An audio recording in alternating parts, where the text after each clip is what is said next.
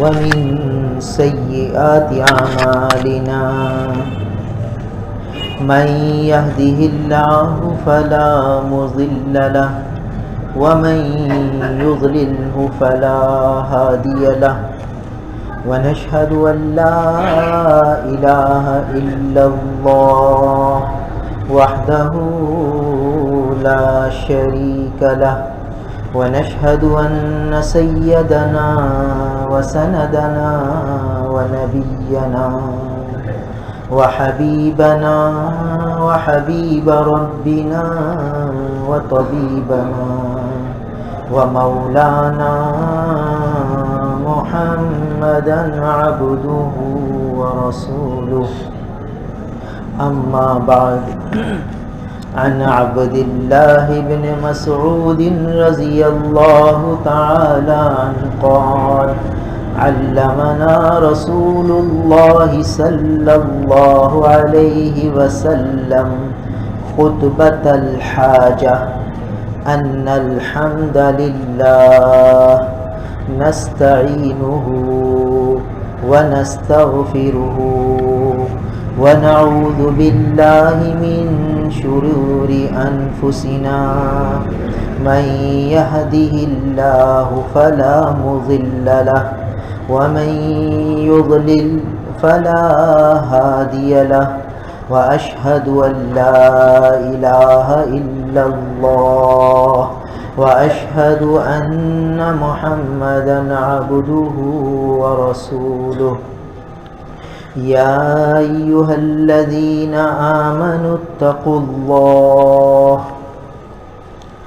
الذي تساءلون به والأرحام إن الله كان عليكم رقيبا يا أيها الذين آمنوا اتقوا الله حق تقاته ولا تموتن إلا وأنتم مسلمون يا أيها الذين آمنوا اتقوا الله وقولوا قولا سديدا يصلح لكم أعمالكم ويغفر لكم ذنوبكم ومن يطع الله ورسوله فقد فاز فوزا عظيما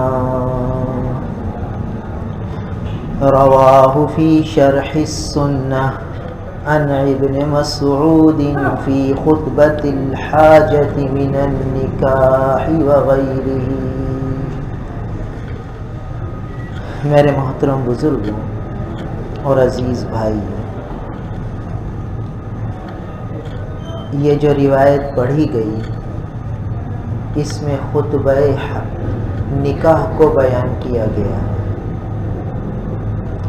ہمارے آقا نبی کریم صلی اللہ علیہ وسلم صحابہ کرام کو خطبہ نکاح دینے کا طریقہ بتلا رہے کہ خطبہ نکاح میں کون سی آیتیں پڑھنی ہیں.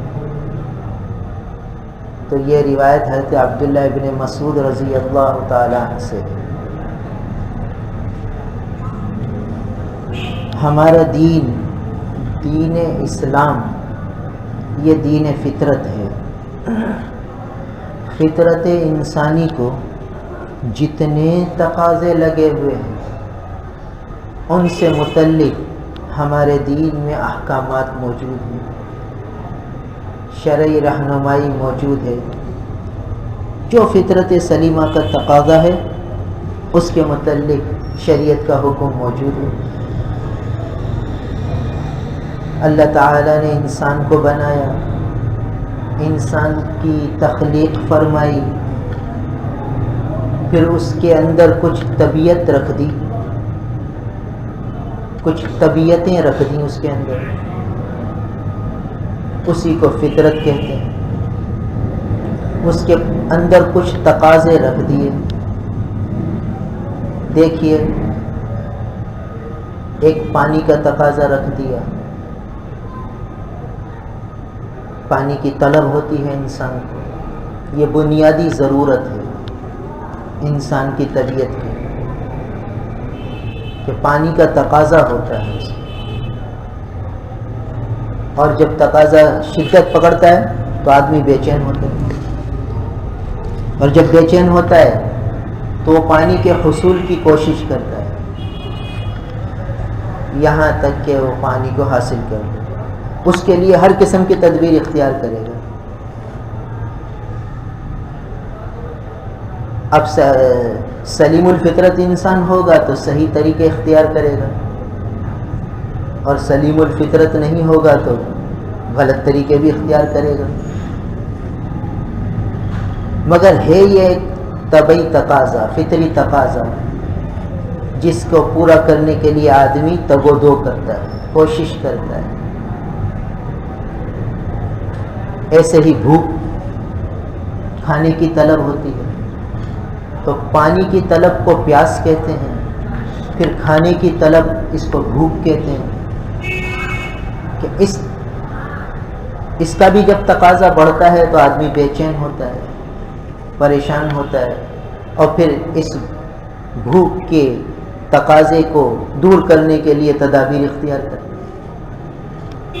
پھر سلیم الفطرت انسان ہوتا ہے تو ایسی صورتیں تدابیر اختیار کرتا ہے جو درست ہوتی ہیں، صحیح ہوتی ہیں، اور سلیم الفطرت انسان نہیں ہوتا تو ایسی تدابیر اختیار کرتا ہے جو صحیح نہیں ہوتی۔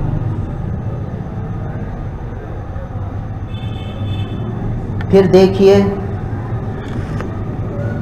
فطرت سلیمہ کا ایک تقاضا ہے تن پوشی، کہ جسم کو چھپا کے رکھے، جسم پر کوئی لباس اوڑھ لے، یہ انسان کا فطری تقاضا ہے۔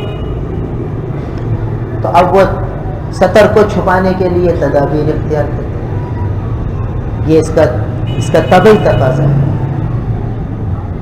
فطری تقاضا ہے، تو اس کے لیے بھی وہ تدابیر اختیار کرتا ہے، کوشش کرتا ہے، اور اس کے لیے بھی جو سلیم الفطرت انسان ہوتا ہے وہ درست راستہ اختیار کرتا ہے، جو غیر سلیم الفطرت انسان ہوتا ہے وہ غلط راستے کی طرف بھی نکل جاتا ہے۔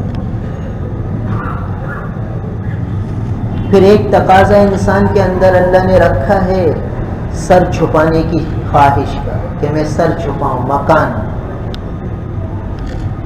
کہ میں سر چھپاؤں، تو سر چھپانے کی کوشش کرتا ہے، دیکھیے،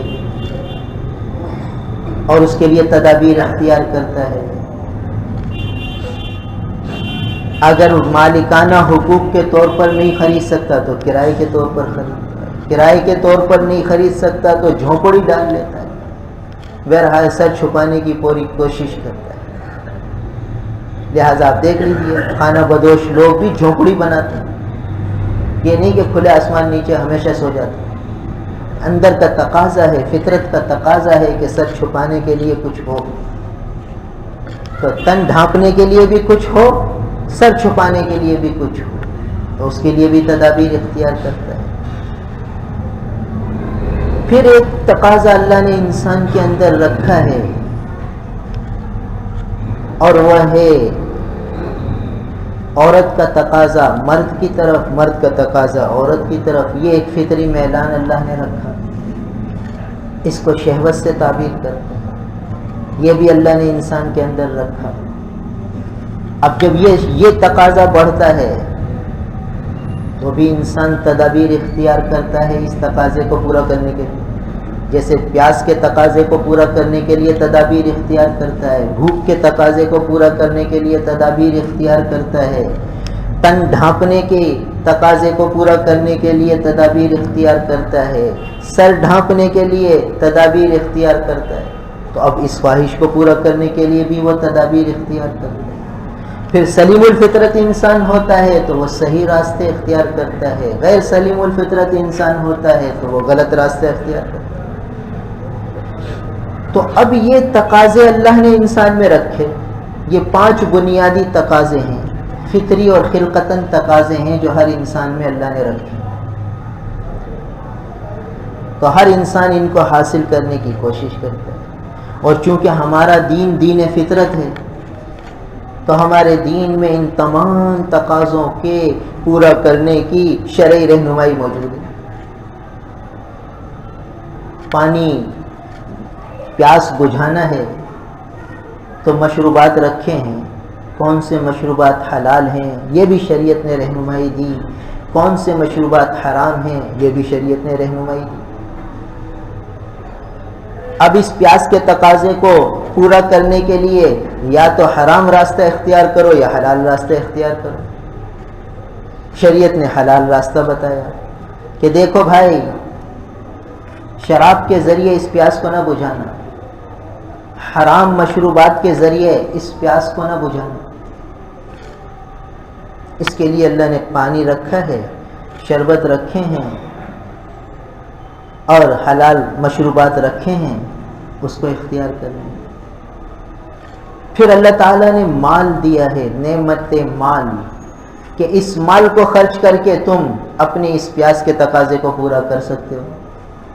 کس طرح کر سکتے ہو کہ دیکھو، مال حلال طریقے سے کمایا اور پھر حلال مشروبات میں لگا دیا، حلال مشروبات خرید لیے، اس کو پی کے اپنی پیاس بجھا لی، تسکین حاصل کر لی، تو ٹھیک ہے۔ اب ایک آدمی کیا کرتا ہے، محنت کرتا ہے، حلال کماتا ہے اور حلال کما کر اس سے شراب خریدتا ہے اور تسکین حاصل کرنا چاہتا ہے، تو دیکھیے مال حلال ہے مگر چونکہ شراب حرام ہے تو اس نے اپنے مال کو حرام کر لیا اور شراب میں لگا دیا۔ اس کے لیے اس طرح اس پیاس کے تقاضے کو اور تسکین کے تقاضے کو پورا کرنا جائز نہیں ہے۔ شریعت نے رکاوٹ ڈال دی، شریعت نے منع کر دیا کہ نہیں، تم اس طرح تقاضا پورا نہیں کر سکتے۔ اور ایک آدمی حرام کماتا ہے، رشوت لیتا ہے، سود لیتا ہے، چوری کرتا ہے، یہ مال حرام لایا اور مال حرام سے اس نے روح افزا کی بوتل خریدی، اب یہ مشروب بھی اس کے لیے حرام ہے۔ حلال مشروب کو اس نے حرام کر لیا، نیسلے کی منرل واٹر لے کر آ گیا اس حرام کے پیسوں سے، تو اب یہ حلال مشروب بھی اس کے لیے حرام ہو گیا کہ اس نے اس حلال کے حصول کے لیے غلط راستہ اختیار کیا، جو شریعت کی رہنمائی تھی اس سے ہٹ کر اس نے راستہ اختیار کیا، تو وہ حلال مشروب بھی اس کے لیے حرام ہو گیا۔ اور اس کے پاس حلال اور حلال محنت کا پیسہ تھا، حلال مال تھا، وہ اس نے حرام میں لگا دیا، شراب لے لی تو بھی حرام ہو گیا اس کے لیے، تو حلال مال حرام ہو گیا، اور اسی طریقے سے حرام مال سے حلال چیز خریدی تو وہ بھی حرام ہو گئی۔ تو شریعت نے رہنمائی دی ہے ہر معاملے میں کہ تمہیں چلنا کیسے، اور پھر اس رہنمائی میں سراسر ہمارا ہی فائدہ ہے۔ اگر انسان شریعت کی رہنمائی میں چلے تو اس کے لیے فائدہ ہے، اور اگر شریعت کی رہنمائی کو پامال کر دے تو نقصان ہے، خسارہ ہے۔ آج دیکھیے، لوگ یوں کہتے ہیں بھئی شراب تو سارے یورپ والے پیتے ہیں، ان کا تو دماغ خراب نہیں ہوتا، اور وہ ترقیاں کر رہے ہیں، سائنس اور ٹیکنالوجی میں بھی آگے بڑھ رہے ہیں، اور دنیا میں وہ چھائے ہوئے ہیں اور ساری دنیا کو فتح کر رہے ہیں، اور شرابیں بھی پی رہے ہیں، تو ان کی تو عقل خراب نہیں ہوتی۔ اب یہ ایک نعرہ ہے خوبصورت سا، اور یہ نگاہوں کا ایک دھوکہ ہے۔ اگر حقیقت میں جائے آدمی، حقیقت کی گہرائی میں اترے، تو آج جتنی سائنسی ترقیاں نظر آ رہی ہیں اس کے پیچھے آپ دیکھیں کہ محنت کرنے والے لوگ کون ہیں، تو ان میں سے اکثر مسلمان نکلے۔ جو سائنسی جتنی ترقیاں ہو رہی ہیں اور جو یورپ کے لوگوں کے نام آ رہے ہیں، اس کے پیچھے اگر آپ دیکھیں تو مسلمان طلبہ کام کر رہے ہیں۔ ہمارے پاکستان سے کتنے مسلمان جاتے ہیں، عرب علاقوں سے کتنے مسلمان جاتے ہیں جو شراب سے بچتے ہیں، تو اللہ تعالیٰ ان کی عقل کو محفوظ رکھتے ہیں، تو محنتیں وہ کرتے ہیں، نام ان کے آ جاتے ہیں، میڈیا پہ وہ چھائے ہوئے ہیں، تو ساری دنیا میں یہ پرچار ہوتا ہے کہ دیکھو ترقی کر رہے ہیں، ترقی کر رہے ہیں۔ اگر حقیقت کی نگاہ سے دیکھو تو پھر یہ ایک صاحب پی ایچ ڈی کرنے فرانس گئے تو انہوں نے بتایا کہ بھائی میں نے ایک ویکسین تیار کی اور اسی پر میں نے پی ایچ ڈی کا مقالہ لکھا اور پی ایچ ڈی کا مقالہ میرا کامیاب ہوا. میں نے ایک ویکسین نکالی دل کے امراض کے لیے اور میرا وہ مقالہ میری وہ ریسرچ کامیاب ہو گئی. اور وہ میں نے ریسرچ کی تھی چوہے کے اوپر. چوہے کے خلیات لے کر میں نے مغز ماری کی. 4 سال میں نے محنت کی اور میں وہ اس ویکسین بنانے میں کامیاب ہوا. اور میں تو کامیاب ہوا اور سارا فائدہ وہ لے گئے جو ہمارے بڑے تھے. یہ ایک مثال ہے جو براہ راست کانوں سے سنی. تو اسی کتنی مثالیں ہوگی. تو میڈیا یہ چیزیں تھوڑی لاتا ہے. میڈیا تو یہ لاتا ہے کہ یورپ ترقی کر رہا ہے, یورپ ترقی کر رہا ہے. یورپ ترقی کر رہا ہے تو اس کے پیچھے کیا ہے, کون سے عوامل کار فرما ہے.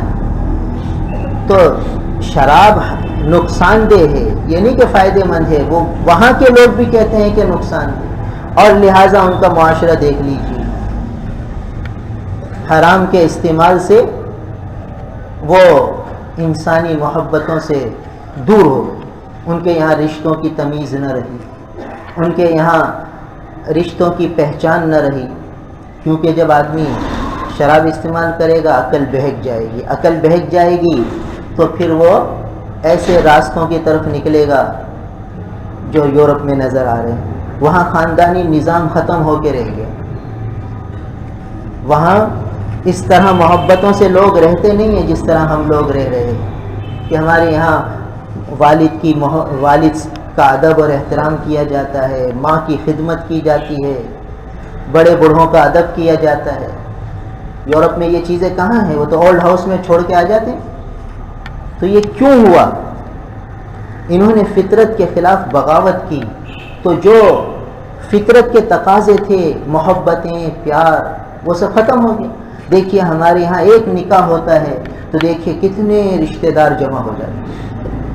اور ان کے یہاں نکاح ہوتا ہے تو ہوٹل میں نکاح ہوتا ہے, چند دوست آ گئے اور دوستوں میں ان کے نکاح ہو گیا, رخصتی ہو گئی. اور نہ کوئی بہن آئی, نہ کوئی بھائی آیا, نہ کوئی خالہ آئی, نہ کوئی پھوپھی آئی, نہ کوئی اور رشتہ دار آئے. ہمارے یہاں تو سب کو بلانے کا اہتمام اور ہر ایک دوسرے کے لیے دعاؤں کے تحفے دے رہے ہیں. بڑی بڑھیاں دعائیں کر رہی ہیں, بوڑھے دعائیں کر رہے ہیں, بڑے دعائیں کر رہے ہیں, صدقے نکال رہے ہیں. یہ کیا ہے؟ یہ اسلام کی برکات ہیں. تو یورپ کی یہ جھوٹی ترقیاں ہمیں نظر تو آ رہی ہیں, یہ نگاہوں کے دھوکے ہیں. اگر حقیقت کی نگاہ ڈالو تو وہاں سب پریشان ہیں. مال ہو کر بھی پریشان ہیں, کاریں ہو کر بھی پریشان ہیں. ایک صاحب ملیشیا میں وقت لگا کر آئے تبلیغ میں, تو وہاں کی باتیں سنانے لگے. تو ہم نے کہا یار یہ بتاؤ کہ ملیشیا میں اتنی ترقی ہو گئی. کہنے لگا بڑی ترقی ہے اور ہر آدمی کے پاس ذاتی اس کا اپنا مکان ہے, اپنی گاڑی ہے اور خوشحال زندگی ہے. تو ہم نے کہا یہ بتاؤ وہ آدمی مرتا ہے تو اس کی میراث کیسے تقسیم ہوتی ہے؟ تو وہ عالم دین تھے جو کارگزاری سنا رہے تھے. انہوں نے کہا یار یہ نہ پوچھو. ان کا یار بتاؤ تو صحیح. کہا وہاں جب ایک آدمی مرتا ہے تو مختلف کمپنیوں والے آتے ہیں. ایک کمپنی والا آئے گا, کہے گا بھائی یہ مکان اس نے ہم سے لیا تھا قسطوں پر, ابھی اس کی اتنی قسطیں باقی ہیں, لہٰذا یہ مکان جو ہے وہ کیا کہتے ہیں اس کو تک بیچا جائے گا, نیلام کیا جائے گا. اور بھئی یہ کار اس نے ہم سے خریدی تھی, دوسری کمپنی والا آتا ہے, اس کی اتنی قسطیں رکھی ہوئی ہیں, لہٰذا یہ نیلام ہوگی. اور بھئی یہ فریج اس نے ہم سے خریدا تھا, یہ بھی نیلام ہوگا. تو اس کی کوئی چیز بچتی نہیں ہے, سب نیلام ہو جاتی ہے, وارثوں کے ہاتھ میں کچھ بھی نہیں ہوتا. دیکھیے ایشین ٹائیگر کہا جاتا ہے اسے ملیشیا کو, یہ ایشین ٹائیگر ہے. مگر جب سود پہ کھڑا ہوگا نظام تو انجام یہ ہوگا. یعنی یہ دیمک ہے جو معاشرے کو کھا جاتی ہے, اوپر سے معاشرہ بڑا اچھا لگتا ہے. تو جب خلاف فطرت کام ہوگا تو نقصان ہوگا, فائدہ نہیں ہوگا. تو ساری دنیا پریشان ہے. راحت میں نہیں ہے، سکون میں نہیں ہے، اس لیے کہ یہ لوگ انہوں نے اسباب راحت تو جمع کر لیے، راحت ان کے پاس نہیں آئی۔ راحت تو الا بذکر اللہ تطمئن القلوب، یہ قرآن کا فیصلہ ہے۔ اطمینان قلب تو اللہ کے احکامات پورا کرنے میں ہے۔ شریعت کے دائرے میں رہ کر اگر زندگی گزاریں گے تو پھر اطمینان قلب ملے گا، سکون قلب ملے گا، راحت ملے گی۔ اسی لیے اگر نکاح بھی شریعت کے مطابق ہوگا تو سکون کا ذریعہ بنے گا۔ لِتَسْكُنُوا إِلَيْهَا، قرآن کے لیے یعنی نکاح کے لیے قرآن نے بتایا کہ تمہارا رشتہ اس عورت سے اس لیے ہوا لِتَسْكُنُوا إِلَيْهَا، تاکہ تم اس عورت سے تسکین حاصل کرو۔ تو آج شادیوں کے بعد تسکین ہو رہی ہے یا تفریق ہو رہی ہے؟ راحتیں مل رہی ہیں یا مشقتیں اور پریشانیوں میں آدمی آ رہا ہے؟ دیکھ لیجئے معاشرے میں، کیونکہ نکاح کی ساری کے معاملات جس دن سے رشتہ طے ہوا اور جس دن نکاح کی تقریب ہوئی، ساری رسوم رواج غیر شرعی احکام یہ ہوتے ہیں، تو پھر انجام کیا ہوتا ہے وہ ہمارے معاشرے میں دیکھ لیجئے۔ تو جب فطرت سے آدمی ہٹے گا تو وہ خسارے میں جائے گا، نقصان میں جائے گا، اور فطرت پر عمل کرے گا تو اسے فائدہ ملے گا۔ تو اللہ تعالیٰ نے جتنے احکامات انسان کو دیے ہیں وہ اس کے اپنے بھلے کے لیے دیے ہیں، اپنے فائدے کے لیے دیے ہیں۔ تو جب یہ فرمایا کہ شراب حرام ہے تو معلوم ہوا کہ شراب میں نقصان ہے، فائدہ نہیں ہے۔ اور جب فرمایا کہ نکاح کرو، نکاح تمہاری فطری ضرورت ہے، حلال راستہ ہے، اس کو اختیار کرو، زنا نہ کرو، اس لیے کہ زنا میں خسارہ ہے، فساد ہے، بگاڑ ہے۔ تو دیکھیے مشروبات کے اعتبار سے بات سامنے آئی کہ شراب حرام ہے، حلال پیسوں سے خریدی تب بھی حرام ہے، اور روح افزا کا شربت حلال ہے مگر حرام پیسوں سے خریدا تو پھر یہ مشروب حرام ہو گیا۔ اب یہ نقصان پہنچائے گا، یہ فائدے کا ذریعہ تسکین کا ذریعہ نہیں بنے گا، نقصان کا ذریعہ بنے گا۔ ظاہراً آدمی سمجھے گا کہ میں نے بڑی سکون حاصل کر لیا، مگر وہ سکون نہیں ہے، وہ اس کے لیے نقصان کا ذریعہ ہے۔ اب کیا ہے پھر دوسرا، کھانے پر آ جائیے کہ کھانے کے اعتبار سے شریعت نے رہنمائی دی، کون سے کھانے حلال ہیں جو کھا سکتے ہیں، کون سے کھانے حرام ہیں جو نہیں کھا سکتے۔ پھر حرام آمدنی سے حلال کھانے خریدے تو حرام، حلال آمدنی سے حرام کھانے خریدے تو حرام۔ ہر معاملے میں مسلمان کس کو کہتے ہیں؟ فرما بردار کو کہتے ہیں۔ مسلمان کے معنی ہیں، مسلم کے معنی فرما بردار۔ فرما بردار کہتے ہیں جو فرمان کو، حکم کو پورا کرے، جو حکم ہو اللہ تعالیٰ کا اس کو بندہ پورا کرے، یہ مسلم ہے۔ تو ہر معاملے میں ہمیں شریعت نے رہنمائی دی ہے، جو ان رہنمائی کے ساتھ چلے گا تو کامیاب ہوگا، اس سے ہٹے گا تو نقصان ہوگا۔ پھر ستر پوشی میں بتلایا کون سے لباس پہن سکتے ہو، کون سا کپڑا پہن سکتے ہو۔ ریشم مردوں کے لیے حرام کر دیا، عورتوں کے لیے حلال رکھا، ریشم کا کپڑا نہیں پہن سکتے۔ پھر حلال آمدنی ہو، ریشم خرید کے پہنے تو حرام۔ سونا مردوں کے لیے استعمال کرنا حرام کر دیا، اگرچہ حلال پیسوں سے خریدے، اور حرام پیسوں سے حلال کپڑا خریدے، جائز کپڑا خریدے تو حرام، پھر اس کے نقصان ہوں گے، اس کا وبال آئے گا۔ ایسے ہی مکان کے اعتبار سے تو دیکھیے، جب آدمی کو پیاس کا تقاضا ہوتا ہے تو وہ پانی کی طلب کرتا ہے اور حتی الامکان پانی حاصل کرنے کی کوشش کرتا ہے، اور جب جائز راستہ نہیں ہوتا تو پھر ناجائز کی طرف جاتا ہے۔ بھائی اسے کوئی پانی نہیں دے رہا تو پھر پانی چھین کے پیے گا کہ پیاس کا تقاضا ہے، بھوک کی وجہ سے مر رہا ہے، کوئی اس کو کھانے کے لیے نہیں دے رہا، پیسوں سے بھی نہیں دے رہا، تو پھر یہ چھین کر کھائے گا۔ یعنی جب حلال راستہ اس کو نہیں ملتا تو پھر یہ حرام کی طرف جاتا ہے۔ ایسے ہی تن پوشی میں اور ایسے ہی مکان میں کہ جب اس کو حلال آمدنی سے مکان نہیں ملتا تو پھر یہ حرام کی طرف جا کر اپنی اس خواہش کو پورا کرتا ہے۔ اور ایسے ہی نکاح، کہ جب اس کو حلال راستہ اپنی اس خواہش کو پورا کرنے کا نہیں ملتا تو وہ حرام کی طرف جاتا ہے۔ تو آج معاشرے میں بگاڑ اسی وجہ سے ہے۔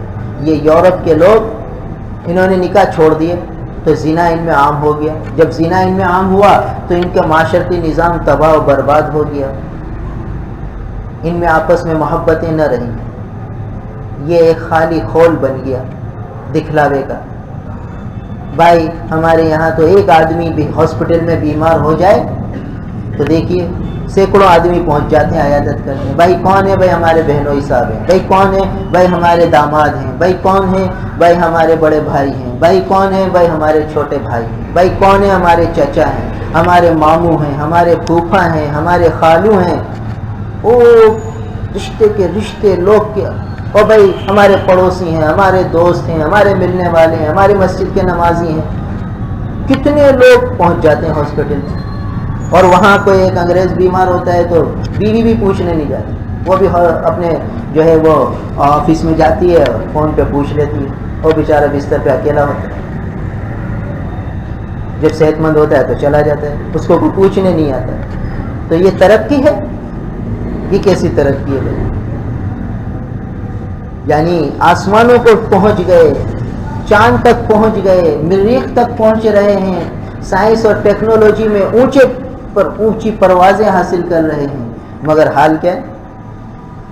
ایک بیمار ہوتا ہے تو اس کی بیمار پرسی کے لیے کوئی نہیں جاتا، اور ہمارے یہاں دیکھ لیجئے کتنے آ رہے ہیں۔ یہ حقیقی محبتیں ہیں، یہ حقیقی رشتے ہیں، اسلام کی بنیاد پر قائم ہوتے ہیں۔ اسلام ان چیزوں کی تاکید کرتا ہے، بار بار تاکید کی گئی ہے کہ رشتہ داروں کا حق ادا کرو۔ تو یہ کب قائم ہوتے ہیں؟ جب نکاح کا حلال راستہ ہوتا ہے۔ اگر نکاح کا حلال راستہ نہ پر رکاوٹ ڈال دی جائے تو بھائی اس تقاضے کو پورا کرنے کے لیے حرام کی طرف آدمی جائے گا۔ جیسے دوسرے فطری تقاضوں کو حلال راستے سے روکا جاتا ہے تو حرام کی طرف آدمی جاتا ہے، تو ایسے ہی جب نکاح پر رکاوٹ ڈالیں گے تو پھر دوسرے راستے کی طرف آدمی جائے گا، اور اللہ معاف فرمایا جا رہا ہے۔ آج ہمارے معاشرے میں یہ ہے کہ بھائی بیٹے کو سخت تقاضا ہے نکاح کا، اور گھر بھی موجود ہے، مگر ماں باپ کہتے ہیں بیٹی کا رشتہ ہو جائے تو پھر دونوں بھائی بہنوں کی اکٹھی کریں گے بھائی، چاہے بیٹا پھر گناہ کی طرف جائے، ناجائز کی طرف جائے، نہ ابا کو پرواہ نہ اماں کو پرواہ۔ حدیث پاک میں آتا ہے کہ جب بیٹا یا بیٹی نکاح کی عمر کو پہنچ جائیں اور ماں باپ استطاعت رکھتے ہوئے نکاح نہ کرائیں، اور پھر وہ کوئی گناہ کبیرہ کر لیں تو اس کا وبال ماں باپ پر آئے گا۔ گناہ کبیرہ کیا ہے؟ کہ بچے وہ ہاتھ سے اپنی منی ظاہر کریں۔ تو جب شہوت کے اتنے مناظر ہوں گے تو یہ حرام راستے کی طرف بچہ جائے گا، تو والدین کی ذمہ داری تھی کہ اب اس کو حلال راستہ مہیا کریں۔ اب وہ نہیں مہیا کرتے تو پھر یہ ہوگا۔ اللہ کے محبوب نے فرمایا کہ یا معاشر الشباب، اے جوانوں کی جماعت، تم شادی کر لو، اور اگر شادی کی طاقت نہیں رکھتے تو پھر کیا کرو؟ پھر تم روزے کی کثرت کرو، مسلسل روزے رکھو، مسلسل روزے رکھو، تو اس سے تمہارا یہ جذبہ ٹھنڈا پڑ جائے گا۔ تو اللہ کے ربی نے تاکید فرمائی، یہ دین فطرت ہے بھائی، ہمارا دین، دین اسلام دین فطرت ہے۔ فطرت کے مطابق، فطرت سلیمہ کو جو تقاضے رکھے ہوئے ہیں اس کے لیے رہنمائی دیتے ہیں۔ اب دیکھیے، جب فطرت کے مطابق کام ہوتا ہے، شریعت کے مطابق کام ہوتا ہے، ایک نکاح ہوتا ہے، تو اب دیکھیے کتنی محبت ہو گئی۔ کہاں تو اجنبی لڑکا، کہاں اجنبی لڑکی، نکاح ہو گیا تو دونوں ایک ہو گئے ہیں۔ ہن لباس لکم وانتم لباس لہن، کہ وہ عورتیں تمہارا لباس بن گئیں، تم ان کا لباس بن گئے۔ اتنا قرب دے دیا، ایک دوسرے کو لباس کہہ دیا، اور لباس کہنے کی ایک حکمت یہ بتائی گئی کہ بھئی لباس ایک دوسرے کے عیوب کو چھپاتا ہے۔ دیکھیے جسم کے اندر کہیں پھوڑا ہے، کہیں پھنسی ہے، کہیں کوئی دھبا ہے، کہیں داغ ہے، خوبصورت لباس پہن لیا، سب چھپ گیا۔ اب لباس ظاہر نہیں کرتا کہ اندر کیا ہے۔ تو تو بیوی شوہر کے عیوب کو ظاہر نہ کرے، شوہر بیوی کے عیوب کو ظاہر نہ کرے، جیسے لباس جسم کے سارے عیوب کو چھپا دیتا، تو لباس کہہ دیا۔ کیا بیوی کو چاہیے کہ شوہر کی طرف سے کوئی ناگواری ہو، کوئی ایسی بات ہو، اس کو چھپا لے، ماں باپ کو بھی نہ بتائے، اور شوہر کو بیوی کی طرف سے کوئی شکایت ہو تو چھپا لے، کسی سے تذکرے نہ کرے؟ مگر ہوتا کیا ہے، تھوڑی تھوڑی باتوں کو بیان کیا جاتا ہے، جب بیان کیا جاتا ہے تو پھر دیکھ لیجئے کیا فساد اور بگاڑ ہوتا ہے، کیونکہ لباس تو نہ بنے۔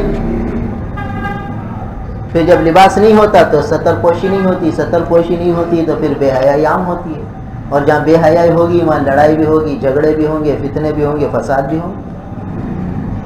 اب دیکھ لیجئے اگلی بات، جب نکاح ہوا تو دو اجنبی، ایک اجنبی مرد ایک اجنبی عورت ایک ہو گئے۔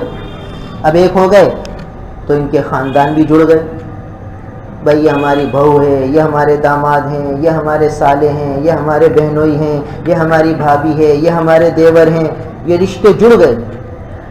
اور بھائی ہاسپٹل میں بھابھی بیمار ہے تو دیور خون دینے کے لیے تیار ہے، اور جو ہے دوسرے رشتے دار خون دینے کے لیے تیار ہیں، چاچا سسر تیار ہے، ماموں سسر تیار ہے کہ بھئی میرے بھانجے کی بیوی بیچاری ایڈمٹ ہے، اس کو خون دینا، ہر ایک خون دینے کے لیے تیار۔ اور اگر نکاح نہ ہو اور اجنبی مرد اجنبی عورت کے ساتھ غلط کام کر جائے، زنا کا کام کر جائے، تو اب یہ جو سارے رشتے تھے یہ خون لینے والے بن جائیں کہ ہم اس آدمی کو جان سے ماریں گے، اس نے کیا ایسا کیسے یہ کام کیسے کر دیا، جان خون لینے والے بن گئے، اور نکاح ہوا تو خون دینے والے بن گئے۔ دیکھیے شریعت پر عمل کرے گا انسان تو محبتیں اللہ دیں گے، اور محبتیں ایسی ہوں گی کہ پھر جان خون دینے والے بنے، اور جب شریعت کے حکم کو پامال کیا جائے گا اور شریعت سے ہٹ کر کام ہوگا تو کیسی نفرت کہ اب خون لینے والا بن گیا کہ میں اس کو جان سے ماروں، یہ کیا تبدیلی ہے۔ پھر آگے چلیے، نکاح ہوا، شوہر نے بھی وہی کام کیا، اور ایک شخص نے زنا کیا، اس نے بھی وہی کام کیا، مگر دیکھیے یہاں حمل ٹھہرا تو خوشی ہو رہی ہے کہ اللہ کا شکر ہے، دعا کرو، اور پھر ولادت ہو رہی ہے تو اور خوشی ہو رہی ہے، مٹھائیاں تقسیم ہو رہی ہیں، عقیقے ہو رہے ہیں، گلے مل رہے ہیں، مبارکباد دی جا رہی ہے۔ اور دوسری طرف اگر بچے کی ہونے لگا تو باپ بھی شدت غم سے پریشان، اور اس کو بھی ہارٹ اٹیک ہو رہا ہے، ماں کو بھی ہارٹ اٹیک ہو رہا ہے، اور بھائی اس میں ہے کہ ہم جو ہے اس آدمی کو جان سے ماریں گے۔ یہاں دکھوں اور غموں کے پہاڑ ٹوٹ رہے ہیں، نفرتوں کی آگ بھڑک رہی ہے، اور یہاں محبتوں کے پھول کھل رہے ہیں۔ دیکھیں کام ایک ہی ہے، مگر شریعت کے حکم کے مطابق ہے تو محبتیں ہو رہی ہیں، اور جو شریعت سے ہٹ کر ہیں تو نفرتوں کی آگ کے لاوے پھوٹ رہے ہیں، بیماریاں جنم لے رہی ہیں، ذہنی انتشار کا شکار ہو رہا ہے، خاندان میں چہرہ دکھانے کے قابل نہیں رہا یہ آدمی، اور اس بچی کی بہنوں پر بھی اثر پڑ رہا، ان کے کوئی رشتہ لینے کے لیے تیار نہیں، سارا خاندان پریشانیوں میں آ گیا، اور یہاں سب خوشیاں منا رہے۔ تو یہ اللہ آنکھوں سے دکھا رہے ہیں، یہ کوئی گہری باتیں نہیں ہیں، یہ تو ہر آدمی آنکھوں سے دیکھ سکتا ہے۔ تو شریعت کے ہر حکم میں ایسی ہی فوائد ہیں، تھوڑی سی نگاہ ڈالے تو نظر آئیں گے۔ تو چونکہ اللہ کا شکر ہے کہ اللہ نے ہمیں مسلمان بنا دیا ہے، مسلمان گھرانے میں پیدا کر دیا ہے، تو اسلام کو اپنے لیے اعزاز سمجھنا ہے، اللہ کا احسان ماننا ہے، اللہ کا شکر ادا کرنا ہے، اور پھر اللہ کے ان احکامات کو پورا کرنا ہے، پامال نہیں کرنا۔ تو جو احکامات ہیں اسے پورا کرنا ہے۔ تو دیکھیے اب شریعت نے جیسے کھانے پینے میں تفصیلات بتائیں، لباس پوشاک میں تفصیلات بتائیں، اسی طریقے سے رہائش کے اعتبار سے تفصیلات بتائیں، رہائش کہ پڑوسی اپنی دیوار اتنی اونچی نہ کرو کہ پڑوسی کی ہوا رک جائے، ایسا کام نہ کرو کہ پڑوسی کی کہ بے پردگی ہو، ایسا کام نہ کرو کہ پڑوسی کو تمہاری وجہ سے تکلیف ہو۔ یہ رہائش کے احکام دیے۔ اسی طریقے سے اب نکاح کے احکام دیے شریعت، اور خطبہ نکاح میں اتقوا اللہ اتقوا اللہ اتقوا اللہ بار بار فرمایا گیا کہ اللہ سے ڈرو اللہ سے ڈرو اللہ سے ڈرو۔ کیا مطلب کہ یہ جب رشتہ ہو رہا ہے تو بھائی اس میں اللہ سے ڈرنا ہے۔ لڑکی والوں کو بھی کہا جا رہا ہے کہ اللہ سے ڈرنا ہے، لڑکے والوں کو بھی کہا جا رہا ہے اللہ سے ڈرنا ہے۔ کیوں؟ اس لیے کہ یہ ایسا رشتہ ہے کہ اللہ کا ڈر ہوگا تو لڑکی پورے حقوق ادا کرے گی، اللہ کا ڈر ہوگا تو لڑکا بھی پورے حقوق ادا کرے گا۔ اور اگر اتقوا اللہ ہٹ گیا، اللہ کا ڈر نکل گیا، تو پھر لڑکی بھی حقوق کو پامال کرے گی، لڑکا بھی حقوق کو پامال کرے گا، اور پھر ایسی چپکلشیں شروع ہوں گی کہ الامان والحفیظ۔ اللہ معاف فرمائے، ہمارے دارالفتہ میں تقریباً اوسطاً روزانہ ایک مسئلہ طلاق کا آتا ہے، اوسطاً ایک تو ضروری آتا ہے، ایک دو دن نہیں آئے گا تو تیسرے چوتھے دن دو تین اکٹھے آئیں گے۔ اب بتائیے یہ طلاقیں کیوں ہو رہی ہیں؟ آج سے 10 سال پہلے چلے جائیے، 15-20 سال پہلے چلے جائیے تو اتنی طلاقیں نہیں تھیں۔ کیوں؟ اس لیے کہ اس وقت اتنی بے حیائی نہیں تھی، اور آپ بے حیائی بڑھ گئی، جب بے حیائی بڑھ گئی تو یہ طلاقیں بڑھ گئی۔ تو اس لیے ہمیں اپنے شریعت کی طرف لوٹ کر آنا ہے، احکامات شریعت کو پورا کرنا ہے۔ تو شریعت نے نکاح کے اعتبار سے بھی احکامات دیے ہیں کہ اور قرآن نے ایک ایک رشتے کی وضاحت کی کہ کون کون سے رشتے ہیں جس سے نکاح نہیں ہو سکتا، کون کون سے رشتے ہیں جن سے نکاح ہو سکتا ہے۔ ایک ایک رشتے کو گنوایا، حرمت علیکم امہاتکم وبناتکم واخواتکم، ایک ایک رشتہ، تمہاری مائیں حرام ہیں، تمہاری بیٹیاں تم پر حرام ہیں، تمہاری بہنیں تم پر حرام ہیں، تمہاری ساس تم پر حرام ہے، ایک ایک رشتہ واضح کر کے بیان کیا قرآن، اور پھر بتایا کہ بھئی کس قسم کی اور ماں باپ کے حقوق بتائے کہ بھئی جب اولاد شادی کی عمر کو پہنچ جائے تو پھر جلدی سے اس کی شادی کرو۔ اللہ کے محبوب نے حضرت علی رضی اللہ تعالیٰ عنہ سے فرمایا کہ علی 3 چیزوں میں تاخیر نہ کرنا، بچی بالغ ہو جائے اور جوڑ کا رشتہ آ جائے تو اب تاخیر نہ کرنا، وہ جلدی سے نکاح کرتے ہیں، اور وہ نماز کا وقت آ جائے تو اب تاخیر نہ کرنا، اب افضل وقت میں نماز پڑھ لینا، اور جنازہ آ جائے تو تاخیر نہ کرنا، پڑھ لینا۔ آج ان تینوں باتوں کے خلاف ہو رہا ہے۔ جنازہ کھڑا ہے، کہتے فلاں رشتہ دار آ رہا ہے، تیار ہو چکا ہے جنازہ، اٹھا نہیں رہے، بھائی کیوں نہیں اٹھا رہے؟ بھائی فلاں کا انتظار ہے، فلاں کا انتظار ہے، فلاں کا انتظار ہے۔ ہمارے آقا تو حضرت علی سے فرما رہے ہیں کہ جنازہ تیار ہو جائے تو تاخیر نہ کرو، نماز پڑھو اور پہنچاؤ اس کو اس کی منزل۔ اور ہمارے یہاں انتظار ہوتے ہیں، 2-2 3-3 4-4 گھنٹے انتظار کر لیا جاتا ہے۔ اور فرمایا کہ نماز کا افضل وقت ہو فوراً پڑھ لو، اس میں پھر تاخیر نہ کرو۔ آج نمازوں میں کتنی کوتاہی ہو رہی ہے، کتنے لوگ نمازیں قضا کر رہے ہیں۔ اور تیسرا حکم یہ کہ جب بچی کا جوڑ کا رشتہ آ جائے تو تاخیر نہ کرو۔ اب رشتہ بھی آ گیا، لڑکے والے تقاضا کر رہے ہیں بھائی جلدی کر لو، کہتے ہیں نہیں بھائی ابھی تو ہمارے پاس انتظام نہیں ہے، جب انتظام ہوگا جب کریں گے، 2 سال بعد کریں گے، 3 سال بعد کریں گے، دوسری بیٹی کا رشتہ آئے گا تو کریں گے، بیٹے کا رشتہ ہو جائے گا تو کریں گے، ہم نے تو ساتھ کر لیا۔ یہ عذر شرعی عذر تھوڑی ہے۔ جب اللہ کے محبوب نے فرما دیا کہ تاخیر نہیں کرو، معلوم ہوتا ہے کہ تاخیر میں نقصان ہے، ہمارا اپنا نقصان ہے، اور ہو رہا ہے نقصان معاشرے میں۔ ہر آدمی غور کر کے دیکھ لے تو اسے نظر آئے گا کہ کیا نقصان ہو رہا ہے تاخیر کرنے میں، مگر ہم اپنی آنکھیں بند کیے بیٹھے ہیں۔ پھر جب پانی سر سے گزر جاتا ہے پھر پریشان ہوتے ہیں کہ یہ کیا ہو گیا۔ تو بہرحال نکاح کو شریعت نے بہت آسان رکھا اور بہت ہی آسانی سے پورا کرنے والا بنا دیا کہ بھئی یہ رشتوں میں زیادہ رسوم رواج نہ ہو، لینے دینے نہ ہو۔ اور بعض روایت میں آتا ہے کہ نکاح مسجد میں کرو، اعلان کر کے کرو، کہ نکاح مسجد میں ہو اور اعلان کر کے کرو، لوگوں کو پتہ چل جائے کہ یہ نکاح ہو رہا ہے۔ اور وہ نکاح زیادہ برکت والا ہے جس میں کم سے کم خرچ ہو۔ اب دیکھیے ہمارے آقا نبی کریم صلی اللہ علیہ وسلم نے 11 نکاح فرمائے، سب سے بڑا ولیمہ جو ہمارے آقا نبی کریم صلی اللہ علیہ وسلم کا ہوا وہ ایک بکری کا تھا، ایک بکری کا ولیمہ۔ حالانکہ اللہ کے محبوب چاہتے تو سینکڑوں اونٹ کر دیتے،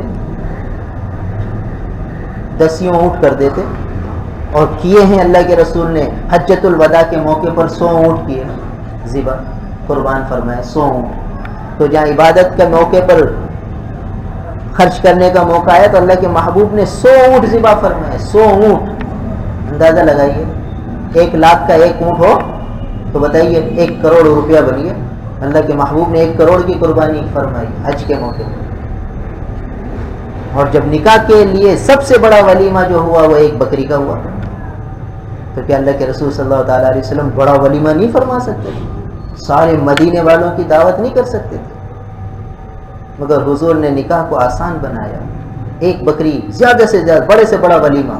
ورنہ تو ایسا بھی ولیمہ ہوا حضور صلی اللہ تعالیٰ علیہ وسلم کا کہ سفر کا موقع ہے، نکاح ہوا اور اللہ کے محبوب نے فرمایا کہ بھئی جس دسترخوان بچھاؤ، جس کے پاس جو چیز ہے وہ لے کر آ جائے۔ کسی کے پاس کھجوریں ہیں، کسی کے پاس روٹی، کسی کے پاس گوشت، سب لے کر آ گئے اور ایک دسترخوان پر سب نے کھا لیا۔ یہ رسول اللہ صلی اللہ علیہ وسلم کا ولیمہ ہو گیا۔ اتنا آسان فرما دیا اللہ کے محبوب نے نکاح کرنے میں۔ اور آپ نے کبھی سنا کہ اللہ کے رسول صلی اللہ تعالی وسلم نے بی بی زینب کو کیا نکاح میں جہیز دیا؟ بی بی رقیہ رضی اللہ تعالیٰ عنہ کو کیا دیا؟ بی بی ام کلثوم رضی اللہ تعالیٰ عنہ کو جہیز میں کیا دیا؟ کچھ روایت میں نہیں آتا کہ کیا جہیز دیا۔ تو اللہ کے رسول نے جہیز دیا ہوتا تو ملتا۔ اب یہ تو پتہ ہے کہ بی بی رقیہ کا نکاح حضرت عثمان غنی رضی اللہ تعالیٰ سے ہوا، حضرت ام کلثوم رضی اللہ تعالیٰ عنہ کا نکاح حضرت عثمان غنی رضی اللہ تعالیٰ عنہ سے ہوا۔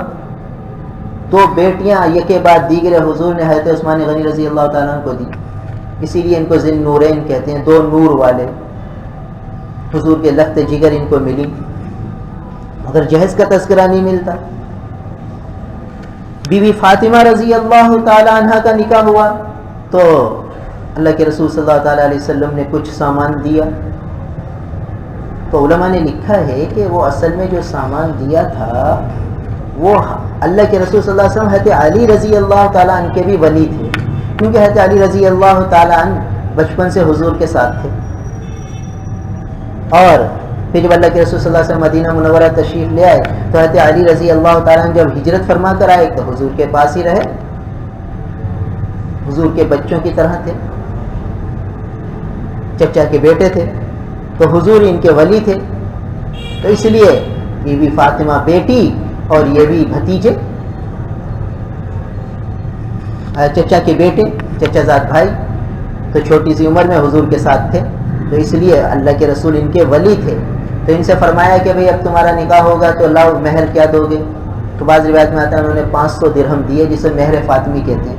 آج کل تقریباً 132 تولہ چاندی بنتی ہے اور اس کے تقریباً 98,000 روپے بن جاتے ہیں۔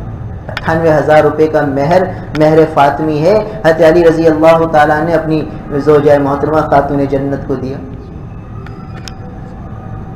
1 لاکھ کے قریب مہر ہے، دیکھو یہ ہے مہر فاطمی۔ اور اللہ کے رسول صلی اللہ علیہ وسلم نے فرمایا بھائی کیسے ادا کرو گے مہر؟ فرمایا میری زرہ ہے، فرمایا اسے بیچو، اسے بیچی، 480 درہم کی بکی، وہ لا کے حضور کو دیا۔ حضور صلی اللہ علیہ وسلم نے ان سے ضروری سامان خرید لیے، ایک گدا کھجوروں کی چھال کا، ایک تکیہ، ایک پانی کا مشکیزہ، ایک چکی، یہ ساری چیزیں ضرورت کی تھیں حضور نے خریدی ہیں، مگر حضور نے اپنے پیسوں سے نہیں، وہ جو مہر دیا تھا حضرت علی رضی اللہ تعالیٰ نے اس رقم سے خریدی گئی۔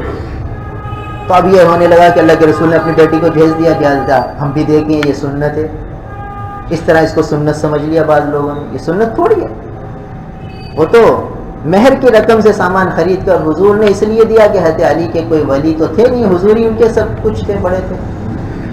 تو بہرحال اللہ کے رسول صلی اللہ علیہ وسلم نے امت کو نمونہ دیا کہ دیکھو نکاح اتنا آسان ہے، ہم نے اس کو مشکل کر لیا۔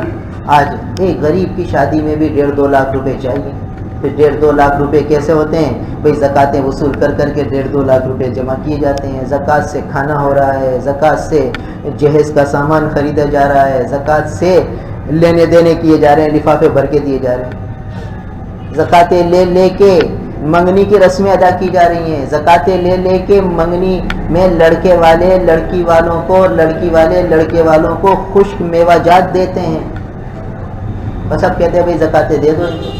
کیا کریں، ہم اپنی بچیوں کے لیے بھی کرتے ہیں تو یہ بھی تو ہماری بچیاں ہیں، یہ بچیاں واقعی ہماری ہیں تو پھر غیر زکات سے کرو، جیسے اپنی بچی کے لیے غیر زکات سے کرتے ہوتے ہیں ان بچیوں کے لیے بھی غیر زکات سے کرو۔ زکاتیں رسم و رواج کے لیے نہیں ہوتی، زکاتیں تو ضرورت پر خرچ کرنے کے لیے ہوتی، زکاتیں رسوم رواج اور خواہشات پوری کرنے کے لیے تھوڑی رکھی، اس لیے تھوڑی مشروع ہوئی ہیں، زکاتیں تو ضرورت پہ دی جاتی ہیں۔ تو بہرحال اللہ کے رسول صلی اللہ تعالیٰ علیہ وسلم نے نکاح کو بہت آسان بنایا، ہم نے اس کو رسوم رواج کے تابع کر کے مشکل بنا دیا، اور اس مشکل کی وجہ سے 2 نقصان ہوئے۔ ایک نقصان تو یہ ہے کہ رشتے ناتوں میں تاخیریں ہونے لگیں، دوسرے یہ کہ بے حیائی اور منکرات اس کا راستہ کھل گیا، اور اس کی وجہ سے ہر ایک پریشان ہے۔ تو اس لیے اگر ہم نکاح کو شریعت کے دائرے میں رہ کر کرنے والے بن جائیں تو خیریں، بھلائیاں، رحمتیں، برکتیں آ جائیں۔ تو بہرحال یہ آج نکاح کی بھی آج اس دفعہ بھی مجلس ہے، ہمارے بھائی فہیم کا نکاح ہے، جو کہ ہمارے بہت پیارے ساتھی مولوی فرحان کے بڑے بھائی ہیں۔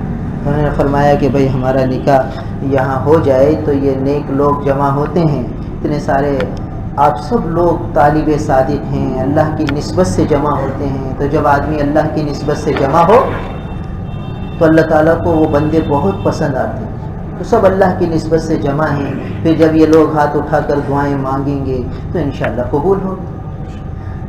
تو بہرحال اس لیے انہوں نے فرمایا کہ بھئی آج کچھ باتیں نکاح سے متعلق بھی ہو جانی چاہیے اور نکاح بھی ہو جائے۔ تو نکاح جو ہے جب مسجد میں ہوگا تو جتنے لوگ نکاح میں شریک ہیں وہ اس نکاح کے گواہ ہیں کہ بھئی ہم سب گواہ ہیں۔ اور گواہ کس کو کہتے ہیں؟ گواہ اس کو کہتے ہیں جو آنکھوں سے دیکھے، کان سے سنے۔ بہرا آدمی نکاح کا گواہ نہیں بن سکتا، بہرا ہے، سن نہیں سکتا، تو وہ نکاح کا گواہ نہیں بن سکتا، اس لیے کہ اسے کیا پتا کہ نکاح میں کیا ہو رہا ہے، تو اس کا گواہ بننا صحیح نہیں۔ تو گواہ کہتے ہیں جو کانوں سے سنے، آنکھوں سے دیکھے، پھر اسے معلوم ہو کہ لڑکے کا نام کیا ہے، لڑکی کا نام کیا ہے، لڑکا کس کا بیٹا ہے، لڑکی کس کی بیٹی ہے، اور مہر کیا طے ہوا ہے۔ تو 3 باتیں ہوئی جو گواہ کو سمجھنی چاہیے کہ کس لڑکے کا نکاح ہو رہا ہے اور کس لڑکی کا ہو رہا ہے، اور ان کے ماں باپ، ان کے والد کون ہیں، اور پھر ان کے درمیان جو مہر طے کیا گیا ہے وہ کتنا ہے۔ 3 باتیں گواہ کو معلوم ہونی چاہیے۔ پھر ہمارے معاشرے میں یہ ہوتا ہے کہ لڑکی کا وکیل مجلس نکاح میں ہوتا ہے، تو عام طور پر لڑکی کا وکیل جو بنایا جاتا ہے وہ نامحرم کو بنا دیا جاتا ہے، جیسے پھوپھا ہیں، خالو ہیں، تو پھوپھا خالو یہ نامحرم ہے بچی کے۔ اسی طریقے سے بہنوئی، بڑی بہن کے شوہر ہیں تو بھائی قابل احترام رشتے ہیں، قابل عزت رشتے ہیں، اور اس عزت دینے کے لیے ہی ان کو وکیل بنایا جاتا ہے۔ تو چونکہ قابل احترام ہیں، قابل عزت ہیں، تو ان کو وکیل بناتے ہیں۔ تو شریعت نے ان کی عزت کو بھی باقی رکھا، ان کے احترام کو بھی باقی رکھا کہ بھئی یہ بہت قابل احترام رشتے ہیں، قابل عزت رشتے ہیں، مگر جہاں پردے کا حکم آئے گا تو ان کو بھی شریعت کی پابندی کرنی ہے۔ تو چونکہ یہ بچی ان کے لیے نامحرم ہے تو یہ وکیل نہ بنے ہیں۔ وکیل کون بنے؟ جو بچی کا محرم ہو، اور بہتر یہ ہے کہ بچی کا والد ہی وکیل بنے، کہ وہ ولی بھی ہے تو وکیل بھی ہے، اور والد نہ ہو تو بڑا بھائی بن جائے، چاچا بن جائے، ماموں بن جائے، بھانجا بڑی عمر کا ہے، بھتیجا بڑی عمر کا ہے وہ بن جائے، جو بچی کا بھانجا بھتیجا ہے۔ تو اس سے کیا ہوگا کہ جو وکیل ہو وہ بڑی عمر کا ہو، پھر وکیل بچی سے کیا پوچھے، کس طرح وکیل بنے، وہ دلہن سے یوں کہے کہ آپ کا نکاح فلاں ابن فلاں سے اتنے مہر میں کرنا چاہتا ہوں، آپ مجھے اپنے نکاح کا وکیل بناتی ہیں؟ اب وہ خاموش رہے، سر ہلا دے یا زبان سے کہہ دے کہ ہاں میں آپ کو وکیل بناتی ہوں اور فارم پہ دستخط کر دے، بس یہ وکیل بن گیا۔ اور فارم میں یہ ہوتا ہے کہ جو وکیل ہو اس کے ساتھ 2 گواہ بھی ہوں، تو وہ 2 گواہ بھی محرم ہونے چاہیے۔ تو 3 آدمی عام طور پر لڑکی کے پاس جاتے ہیں اس کے وکیل بننے کے لیے، اجازت لینے کے لیے۔ تو اجازت کا طریقہ یہ ہے کہ اس کو کہیں کہ بھئی تم مجھے وکیل بناؤ، اور عام طور پر یہ ہوتا ہے کہ جو اجازت لینے جاتے ہیں وہ کہتے ہیں بھئی تمہارا نکاح فلاں سے کر رہے ہیں، تمہیں قبول ہے؟ وہ کہتے ہیں ہاں قبول ہے، یا خاموش رہتی ہے۔ تو ٹھیک ہے، یہ عرفاً رواجاً وکیل بن گئے، مگر اصولی طور پر جو وکیل بنے گا وہ وکالت کے لفظ سے بنے گا کہ بھائی وہ بچی کو یوں کہے کہ میں تمہارے نکاح کا وکیل بنتا ہوں، تم مجھے اپنے نکاح کا وکیل بناتی ہو، وہ کہے کہ ہاں میں تمہیں اپنے نکاح کا وکیل بناتی ہوں، اور دستخط کر دے۔ تو بہتر طریقہ یہ ہے۔ پھر اس کو بتائے کہ کتنا مہر ہم طے کر رہے ہیں، اور مہر کتنا ہونا چاہیے۔ مہر ایک تو کم سے کم مہر کی مقدار بھی شریعت نے متعین فرمائی، وہ تقریباً 3.25 تولہ چاندی ہے۔ 3.25 تولہ چاندی آج کل تقریباً جو ہے وہ 2200-2500 کے درمیان آ جاتی ہے، 2500 روپے۔ تو کم سے کم مہر آج کل 2500 روپے بنتا ہے، اور زیادہ سے زیادہ مہر کی کوئی حد شریعت نے مقرر نہیں فرمائی۔ جتنا آسانی سے لڑکا دے سکتا ہو اپنی وسعت کے مطابق، زیادہ سے زیادہ جتنا بھی چاہے دے سکتا ہے، کوئی حرج نہیں۔ بی بی فاطمہ رضی اللہ تعالی عنہ کا مہر اور حضور اکرم صلی اللہ علیہ وسلم کی اکثر ازواج مطہرات کا مہر، وہ مہر فاطمی ہوتا تھا، 500 درہم تھا۔ 500 درہم کی تقریباً 131 تولہ 3 ماشا چاندی بنتی ہے، 132 تولہ چاندی بتا دی جاتی ہے، تو اس کی مالیت تقریباً 98,000 روپے بن جاتی ہے۔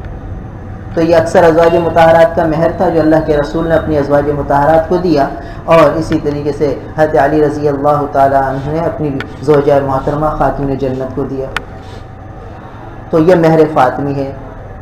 تو یہ افضل ہے، اگر وسعت ہے، سہولت ہے لڑکے کو تو وہ یہ دے، پہلے فاطمی دے۔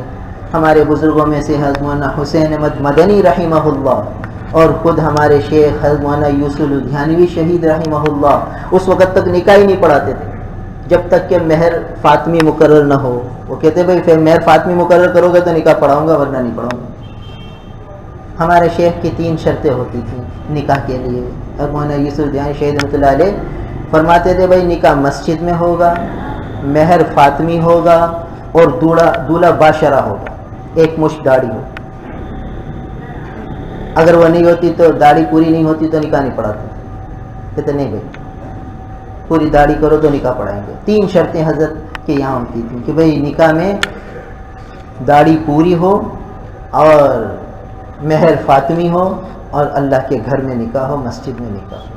3 شرطیں حضرت لگاتے تھے، اور مولانا حسین احمد مدنی رحمہ اللہ مہر فاطمی کی شرط لگاتے تھے۔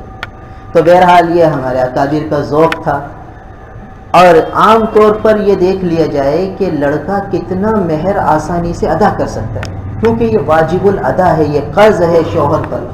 جس نے آج تک ادا نہیں کیا جلد سے جلد ادا کرے، ورنہ مقروض ہو کر مرے گا، بیوی کا مقروض ہو کر مرے گا۔ اور مقروض کی نماز جنازہ اللہ کے رسول صلی اللہ علیہ وسلم نے نہیں پڑھائی۔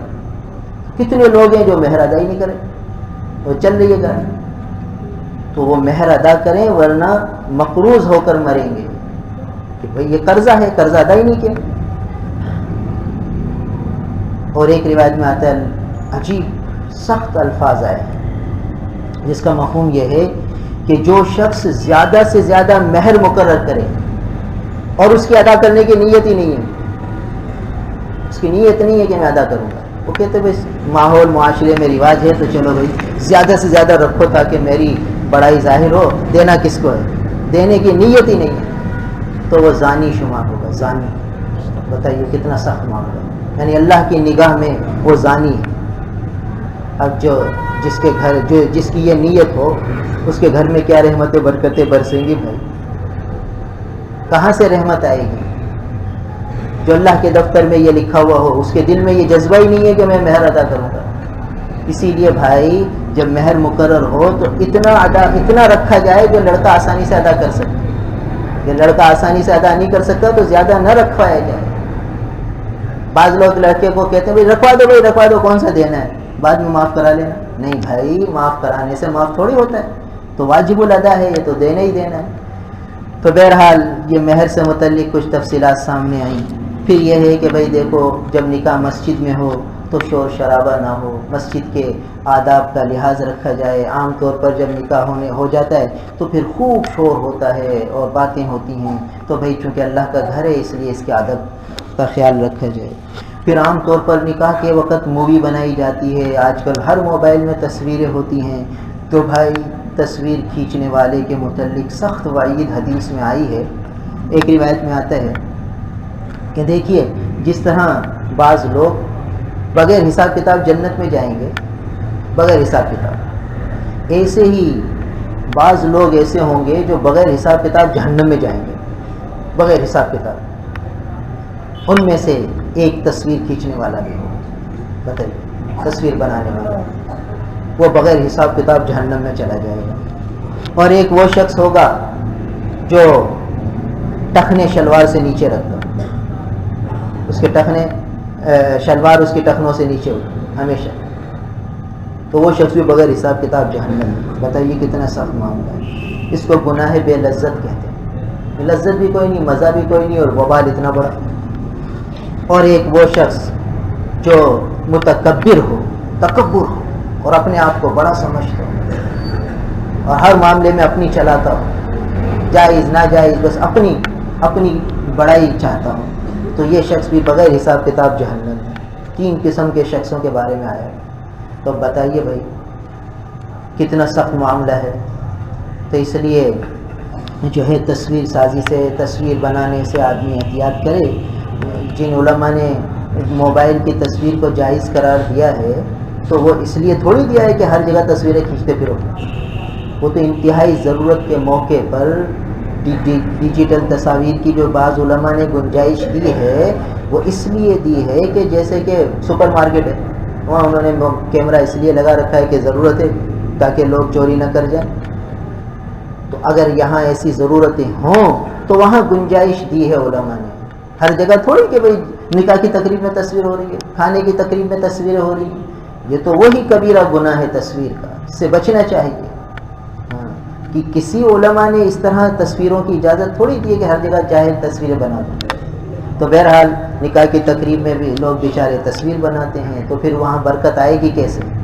بھائی زمزم کی بالٹی ہو اور زمزم کا مبارک پانی ہو اور اس میں 2-3 قطرے پیشاب ڈال دو, تو بھائی کہاں گئی اس کی برکت؟ اسے پینا بھی حرام ہے. تو کہاں تو وہ آنکھوں میں لگایا جاتا تھا, کہاں تو اس کو نالی میں ڈالنا منع تھا کہ بھائی زمزم کا پانی نالی میں ڈالو, ممکن نہیں تھا, گنجائش نہیں تھی, بے ادبی تھی.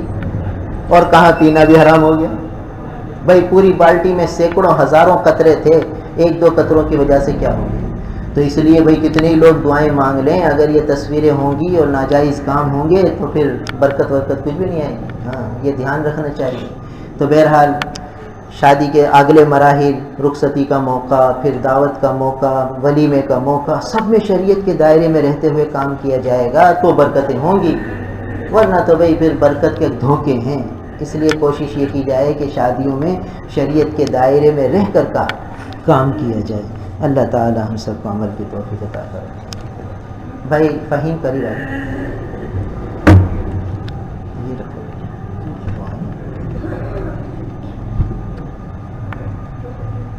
فارم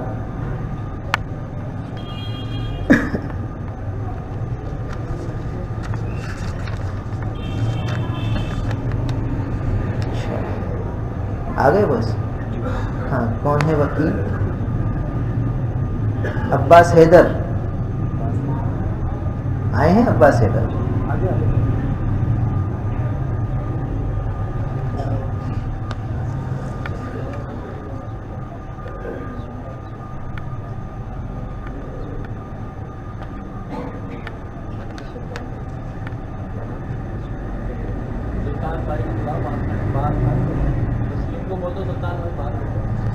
عباس حیدر بھائی آ جائیں.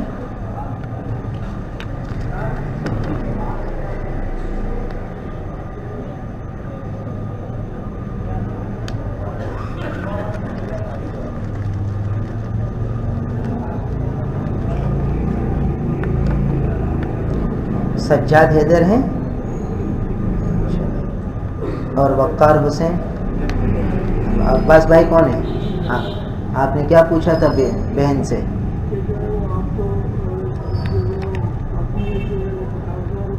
ہیں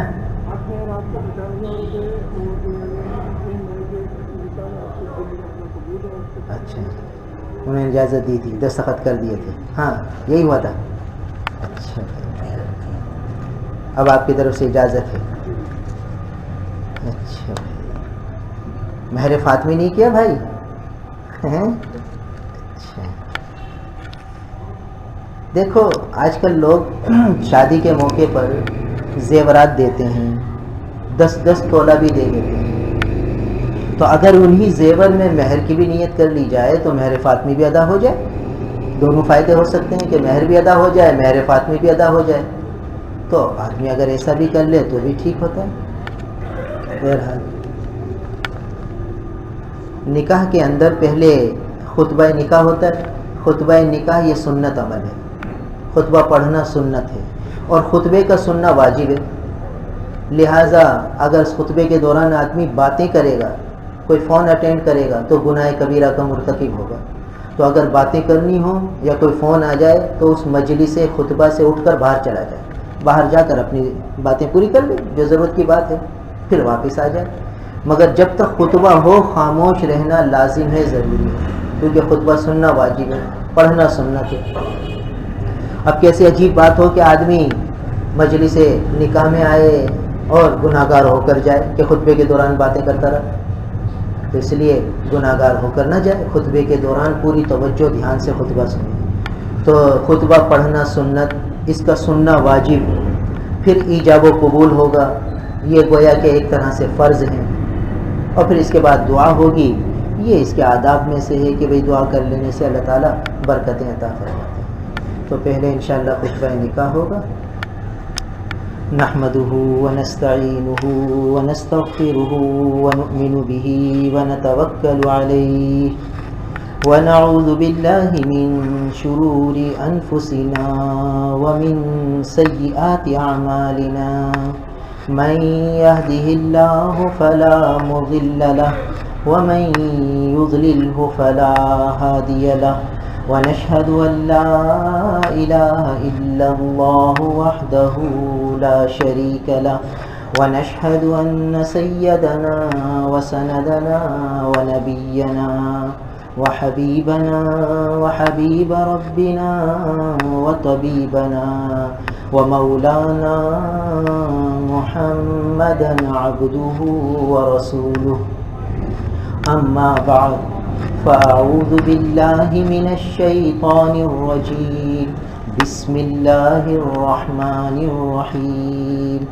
يا أيها الناس اتقوا ربكم الذي خلقكم من نفس واحدة وخلق منها زوجها وبث منهما رجالا كثيرا ونساء واتقوا الله الذي تساءلون به والأرحام إن الله كان عليكم رقيبا. وقال الله تبارك وتعالى في مقام آخر يا أيها الذين آمنوا اتقوا الله حق تقاته ولا تموتن إلا وأنتم مسلمون.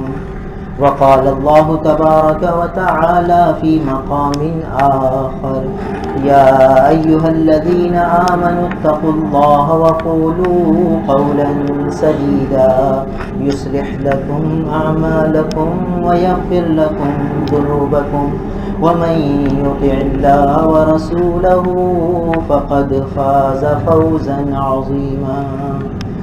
وقال رسول الله صلى الله عليه وسلم النكاح من سنتي. وقال رسول الله صلى الله عليه وسلم من رغب عن سنتي فليس مني. وقال رسول الله صلى الله عليه وسلم تزوجوا الولود الودود فإني مكاثر بكم الأمم يوم القيامة أو كما قال عليه الصلاة والسلام. بھائی فہیم بیگ بن نظر بیگ، آپ کا نکاح ساجدہ انور بنت محمد انور خان کے ساتھ 50,000 روپے مہر کے عوض کیا. آپ نے ساجدہ انور بنت محمد انور کو اپنے نکاح میں قبول کیا. میں نے قبول کیا. قریب آ جائے. میں نے قبول کیا. بھائی فہیم بیگ بن نظر بیگ، آپ کا نکاح ساجدہ انور بنت محمد انور خان کے ساتھ 50,000 روپے مہر بشکل سونے کے زیور اس میں کیا. آپ نے ساجدہ انور کو اپنے نکاح میں قبول کیا. میں نے قبول کیا. بارک اللہ لک و بارک علیکما و جمع بینکما فی خیر. یہ مسنون دعا ہے جو دولہا کو بھی دینی ہے، دلہن کو بھی دینی ہے. ہمارے آقا نبی کریم صلی اللہ علیہ وسلم نے ہر موقع کی دعائیں تعلیم فرمائیں. ان میں سے یہ دعا ہے بارک اللہ لک و بارک علیکما و جمع بینکما فی خیر. اس کا مفہوم بڑا وسیع ہے.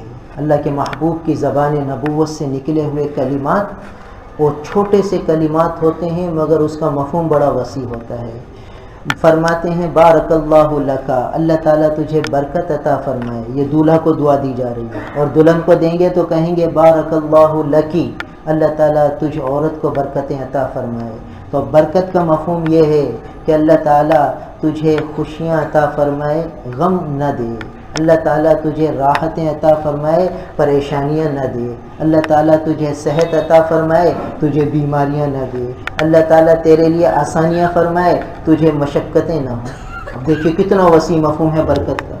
تجھے سہولت ہو، آسانی ہو، فراوانی ہو، خوشیاں ہوں، رحمتیں ہوں، برکتیں ہوں. یہ برکت کے مفہوم میں ساری چیزیں آ رہی ہیں. تو بارک اللہ لکا، اللہ تعالیٰ تجھے برکتیں عطا فرمائے. بارک علیکما، تم دونوں پر برکتیں ہوں. وجمع بینکما فی خیر، اللہ تعالیٰ تمہیں خیر میں جمع رکھے. یعنی خیر میں جمع رکھے یعنی تمہارے درمیان ہمیشہ محبت ہو، کبھی نفرت نہ ہو. تمہارے درمیان ہمیشہ جوڑ ہو، کبھی توڑ نہ ہو. تمہیں کہ کوئی حاسد کی حسد نقصان نہ پہنچائے، تمہیں نظر بد نہ لگے، بس ہمیشہ خیر میں جمع رہو. دیکھیے کتنا وسیع مفہوم ہے. پھر اس موقع پر لوگ نئے لباس پہنے ہوئے ہوتے ہیں تو نئے لباس کی دعا بھی مومن کو دینی چاہیے. تبلی و یخلف اللہ، دولہا بھی نئے لباس پہنا ہوا ہوتا ہے، دلہن بھی نئے لباس پہنی ہوئی ہوتی ہے. تو انہیں دوسری دعا دی جائے تبلی و یخلف اللہ. تبلی کے معنی ہیں تو یہ لباس پرانا کرے، و یخلف اللہ، پھر اللہ تعالیٰ تجھے اس کا بدل دے دے. اس دعا کے اندر درازی عمر کی دعا چھپی ہوئی ہے کہ بھئی تو یہ کپڑا اتنا استعمال کرے کہ یہ پرانا ہو جائے. پھر پرانا ہو جائے یعنی اتنے عرصے بھائی آدمی کپڑا کب استعمال کرے گا؟ جب صحت ہوگی، عمر دراز ہوگی، تو لمبی عمر ہو، بار بار کپڑا استعمال کرے گا تو پھر پرانا ہو جائے گا. پرانا ہو جائے تو یخلف اللہ، اللہ تجھے اس کا بدل دے، پھر نیا کپڑا دے دے. تو اس طرح یہ دعا دینے سے اس کے درازی عمر کی بھی دعا مل گئی اور نئے نئے لباس مل جانے کی بھی دعا ہو گئی. اور پھر اس موقع پر سب کے چہروں پر مسکراہٹ ہوتی ہے تو یہ دعا دے دیں اضحک اللہ سنک، اضحک اللہ سنک، اللہ تعالیٰ تمہارے چہرے کو اور تمہارے دانتوں کو ہمیشہ ہنستا مسکراتا رکھے. دیکھیے کتنی پیاری دعائیں ہیں. اگر ان دعاؤں کا رواج ہو جائے تو ہمارے معاشرے میں جو یہ نفرتیں ہیں، جو توڑ ہیں، جو ایک دوسرے سے عداوتیں ہیں، دل پھٹے ہوئے ہیں، یہ سب ختم ہو جائیں ان دعاؤں کی برکت سے. اللہ تعالیٰ ہم سب کو عمل کی توفیق دے. دعا کریں. الحمدللہ رب العالمین، الحمدللہ رب العالمین، الحمدللہ رب العالمین. اللهم لك الحمد ولك الشكر، اللهم لك الحمد ولك الشكر، اللهم لا أحصي ثناء عليك كما أثنيت على نفسك، اللهم لا أحصي ثناء عليك كما أثنيت على نفسك، اللهم لك الحمد ولك الشكر، اللهم لك الحمد ولك الشكر. یا اللہ آپ کا کرم ہے، آپ کی مہربانی ہے، آپ نے ان رشتوں کو جمع کر دیا، دونوں کو جمع کر دیا، دونوں کے خاندانوں کو جمع کر دیا۔ یا اللہ پوری شکر کی توفیق عطا فرمائیے۔ اللہم اجعلنا لک ذکارا لک شکارا لک رہابا لک مطوعا لک مطیعا الیک مخبتا الیک اواہا منیبا۔ یا اللہ ہم ان دونوں دولہا دلہن کے حق میں وہی دعا کرتے ہیں جو آپ کے محبوب نے تعلیم فرمائی۔ بارک اللہ لک وبارک علیکما وجمع بینکما فی خیر۔ بارک اللہ لک وبارک علیکما وجمع بینکما فی خیر۔ یا اللہ ہمارے آقا کی یہ دعائیں ان دونوں کے حق میں قبول فرما لیجئے، انہیں بہت برکتیں عطا فرمائیے، ہر قسم کے غموں سے بچائیے، صدموں سے بچائیے، بیماریوں سے بچائیے، حادثات سے بچائیے، ناگہانیوں سے بچائیے، ناگواریوں سے بچائیے، حوادث زمانہ سے بچائیے، ہر قسم کی خوشیاں ان کا مقدر بنا دیجئے، انہیں صحت عطا فرمائیے، تندرستی عطا فرمائیے، رزق میں برکتیں عطا فرمائیے، نیک صالح اولاد کا ذریعہ بنا دیجئے۔ یا اللہ ان کے آپس کی خوشیاں اور جوڑ سے ان کے خاندانوں میں بھی جوڑ پیدا فرما دیجئے، ہر قسم کی نفرتوں سے بچا لیجئے، توڑ کی شکلوں سے بچا لیجئے، بدگمانیوں سے بچا لیجئے۔ یا اللہ بدگمانیوں سے بچا لیجئے، غلط فہمیوں سے بچا لیجئے، کامل عافیت دیجئے، کامل سلامتی دیجئے، ہر قسم کی نظر بد سے بچا لیجئے۔ یا اللہ حاسدین کے حسد سے بچا لیجئے، شریروں کے شر سے بچا لیجئے، ساحروں کے سحر سے بچا لیجئے۔ یا اللہ کرم کا، فضل کا، عفو کا، عافیت کا، درگزر کا معاملہ فرما دیجئے، ہر قسم کی خیریں بھلائیاں ان کا مقدر بنا دیجئے۔ یا اللہ بہت سی بچیاں بچے بے نکاح بیٹھے ہیں، یا اللہ ان کے لیے جوڑ کے محبتوں والے برکتوں والے رشتے عطا فرما دیجئے اور جلدی عطا فرما دیجئے، ان کے والدین کو ان کی خوشیاں دکھلا دیجئے۔ یا اللہ ان دونوں دولہا دلہن کی بھی خوشیاں ان کے والدین کو دکھلائیے۔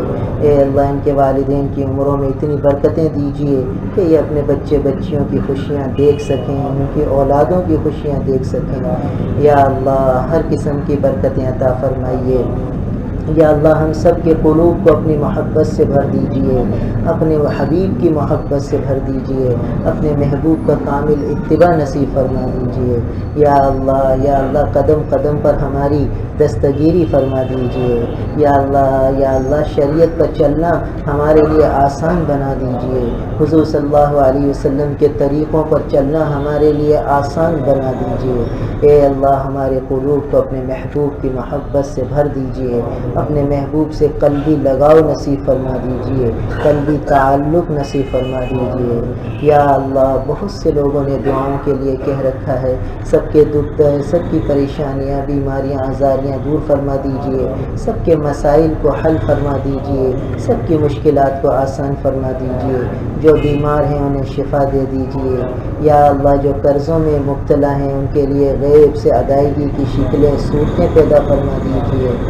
یا اللہ ہر قسم کی عافیتیں سلامتیاں ہمیں نصیب فرما دیجئے، رزق میں برکت دیجئے، حلال فراوانی والا رزق ہمیں نصیب فرمائیے، اپنی نعمتوں کی ہمیں قدردانی نصیب فرما دیجئے، آج تک جو ہم نے آپ کی نعمتوں کی نافرمانی ناشکری کی ہے اسے معاف فرما دیجئے۔ یا اللہ ہر نعمت کی پوری قدردانی نصیب فرما دیجئے، پوری شکر گزاری نصیب فرما دیجئے۔ اللہم ھذا الدعاء وعلیک الاجابہ وھذا الجہد وعلیک التکلان۔ یا اللہ ہماری دعاؤں کو اپنے محبوب نبی کریم صلی اللہ علیہ وسلم کے وسیلے سے قبول فرما لیجئے، ہمارے آقا کے وسیلے سے قبول فرما لیجئے۔ یا اللہ اپنے محبوب و مقبول بندوں کے وسیلے سے قبول فرما لیجئے، اپنی رحمت کاملہ کے طفیل قبول فرما لیجئے۔ اللہم انا نسألک من خیر ما سألک منہ نبیک محمد صلی اللہ علیہ وسلم ونعوذ بک من شر ما استعاذک منہ نبیک محمد صلی اللہ علیہ وسلم۔ انت المستعان وعلیک البلاغ ولا حول ولا قوة الا باللہ۔ سبحان ربک رب العزة عما یصفون وسلام علی المرسلین والحمد للہ رب العالمین۔ آمین برحمتک۔